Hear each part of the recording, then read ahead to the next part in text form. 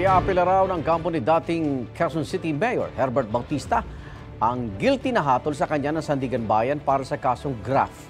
Gita mga abogado ni Bautista, inosente ang kanyang kliyente at wala raw nilabag. Wala raw ni isang sentimo na napunta kay Bautista at hindi rin daw nadehado ang mga residente at gobyerno ng Quezon City dahil sa napakinabangan naman ang proyekto. Ang sinasabing proyekto ay ang Online Occupational Permitting and Tracking System o OOPTS ng Quezon City LGU noong 2019 na nagkakahalaga ng mahigit 32 million pesos. Ayon sa Anti-Graft Court, binayaran ng buo ang proyekto sa panahon ni Bautista kahit marami pang hindi gumagana noon sa OOPTS. Pero dapat daw, inendorso ni Bautista sa humaliling mayor ang proyekto para masiguro munang gumagana ito bago nagbayad ng buo.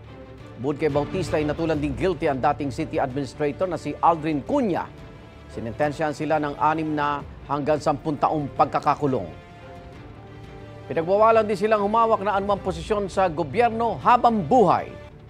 Ayon sa Sandigan Bayan, may provisional liberty o mananatili munang malaya sina Bautista at Cunha dahil sa dati nilang cash bond.